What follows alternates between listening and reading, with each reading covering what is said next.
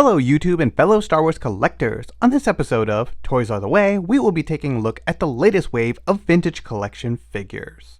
If you're new to the channel or a fan of Star Wars collecting, be sure to smash a like on this video, remember to subscribe, and make sure to ring that bell to stay notified. Welcome back everyone. Today we will be taking a look at the latest offering of vintage collection figures. We have the repack Starkiller, Cassian Andor Aldhani Mission, Hunter from the Bad Batch, the new Phase 2 Clone Trooper, and Admiral Piett from Return of the Jedi. Cal Kestis is a carry forward in this wave, and I took a quick look at Hunter in my previous video, but I am really looking forward to opening up these figures and seeing their full potential. So with that being said, let's take a look at this latest vintage collection wave. And first up we have Starkiller, Vader's apprentice on an expanded universe card. We got a really nice image of Galen Marek here, with both of his lightsabers ignited and the Kenner logo down below, all in all looking very fantastic. This is a great card to add to the collection, and I'm really happy that they brought this one back, even though it's not the most up-to-date figure. Regardless, we have a nice looking figure here with lots of accessories on this bubble, and all in all, just looks really good. On the back, he is VC 100 in the line, and you can see the rest of the figures from this current wave. So all in all, this is a fantastic card, and I look forward to adding it to my Gaming Greats collection. And the figure is pretty good, even though, it has swivel hips. I look forward to maybe customizing it and giving it better articulation. Galen Marek, better known as Starkiller, comes with a plethora of accessories and really shows the quality of TVC 1.0 figures. The Force Unleashed 2 is one of many LucasArts games that is considered a cult classic within the community.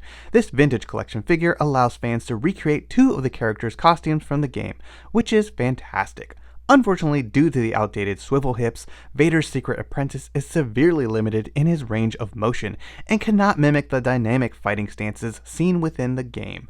It would have been exceptional if Hasbro had updated leg articulation on this character, taking it to a truly definitive level. But until then, I will have to find a customizing solution to combat these terrible swivel hips, allowing Starkiller to really be the Force Unleashed. And next up, we have Hunter, the first member of Clone Force 99 to be added to the vintage collection. We have this wonderful Bad Batch card with a nice image of Hunter on a smoky battlefield looking pretty fantastic.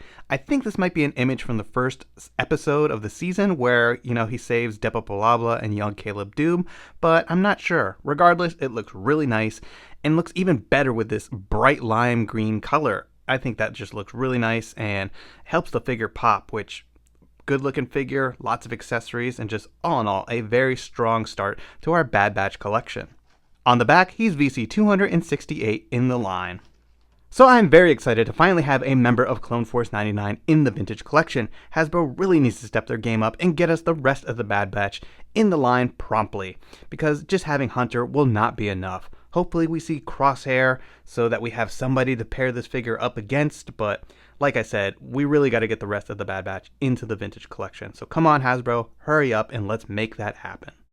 The first member of Clone Force 99 certainly does not disappoint. Hunter comes fully loaded with all the articulation and detail we are becoming more and more familiar with in the vintage collection. New style barbell hips, ball jointed everything, and rocker ankles will allow this defective clone to wreak havoc in the battlefield. No clanker is safe in the presence of this TVC masterpiece. The figure has a removable backpack with a now standardized peg hole and also sports the soft plastic removable helmet, which looks better in hand but is still oversized in my opinion. I personally think sculpted, swappable heads are how Hasbro should proceed moving forward. While the knife is able to sheath onto the forearm, his clone commando rifle cannot attach to the side of the backpack as seen on screen. Additionally, there is no holster for the pistol, but if you pay close attention to the Bad Batch series, Hunter does not have a holster until Season 2. Regardless, I'm happy to finally see Clone Force 99 making its way into the vintage collection. Moving on, we have Cassian Andor from the Aldhani Mission on an Andor card, and it's really nice to keep adding a couple Andor figures to our small collection, and this is definitely a good one to get. We have a nice image of Cassian from the Aldhani Mission when they start to take prisoners, and the one thing I gotta say about this card image is that he looks great. He's holding a certain blaster rifle, which he should have come with. It's really unfortunate, when you got a great card image like this, and that accessory is just not included in the bubble. He simply has this little blaster. So that's definitely a big miss for me. Regardless, really good looking card back. The figure looks pretty good. There's a couple things about it that, could be better, but all in all, a very good addition to our Andor collection. On the back, he's VC 267 in the line. So it's nice to keep adding a couple figures to our Andor collection, and I'm always a fan of Imperial disguise figures. There's just something about that says Star Wars. Cassian Andor Aldhani Mission is a partial tool that utilizes the torso from the Mandalorian Morak tank drivers and the legs from the Rogue One Scarif troopers, but now sports a new belt and arms with the soft plastic shoulder armor. While this is a clever puzzle that brings a new character into the line, it does have issues. The Scarif trooper legs are not accurate to the pants and plain boots seen in the series, and furthermore have limited range of motion in the knees. The repainted armor looks wonderful, and the soft plastic cap looks decent when placed on the figure. Unfortunately, Cassian does not come with the blaster rifle seen on the card back image, which is most unfortunate when displaying this figure or recreating the Aldhani mission.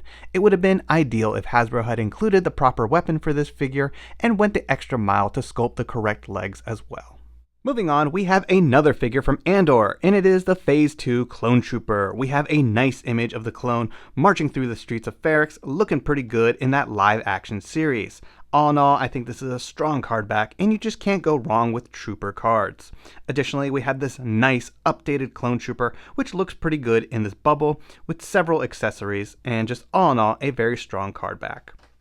On the back, he is VC 269 in the line. And once again, it's nice to keep adding figures to our Andor collection, and the Phase 2 Clone Trooper has been a long-awaited upgrade in the vintage collection. And just all in all, this is a really good-looking card back, especially if you're a Clone Trooper collector.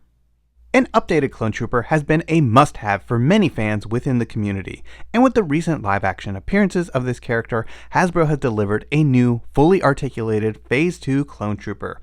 This figure sports all the modern articulation that the Grand Army of the Republic will need to combat any and all Separatist droid invasions.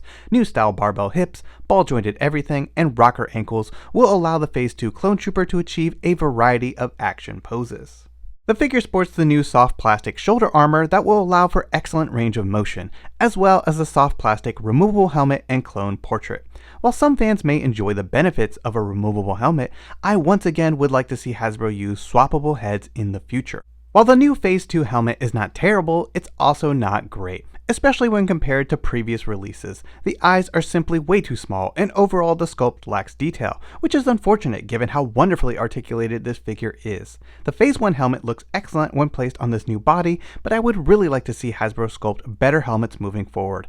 Helmets that are of the same caliber as the definitive Stormtrooper we all know and love. Despite these issues, I will say that the new Phase 2 Clone Trooper is a big improvement to the previous figure's ability to pose in battle. It will certainly be a huge upgrade to our shelf displays and dioramas. And finishing off the wave, we have Admiral Piett from Return of the Jedi, with the 40th anniversary logo in the top corner. And I've got to say that this is just a stunning card back. We have a nice image of Piett on the Super Star Destroyer, with the Death Star just off in the background and the forest moon of Endor below. Absolutely a wonderful card that I cannot wait to add to my Imperial carded display.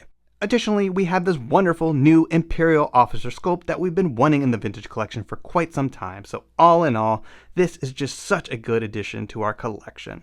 On the back, he is VC 270 in the line. And as I mentioned before, I am really looking forward to adding this one to my Imperial carded display.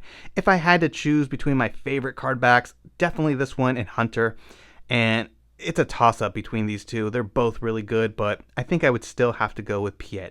This is just such a classic image, and it looks fantastic. At last, we have an all-new from the ground up Imperial officer sculpt in the vintage collection.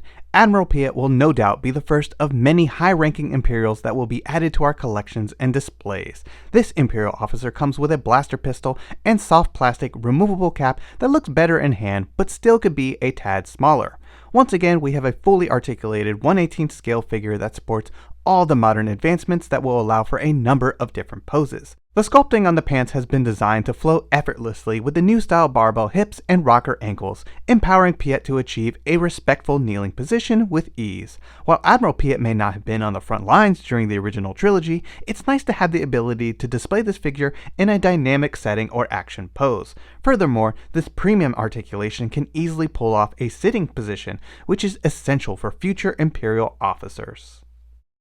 There you have it, another excellent wave of vintage collection figures. While this group may have a few issues regarding helmets and caps, I still think it's a solid offering and it brings a lot to the table in terms of articulation and sculpts that can be used for future characters and releases. But let me know your thoughts in the comments down below. And don't forget to drop a like on this video and subscribe if you're new to the channel. It really helps and is always greatly appreciated. Thanks everyone, and may the Force be with you.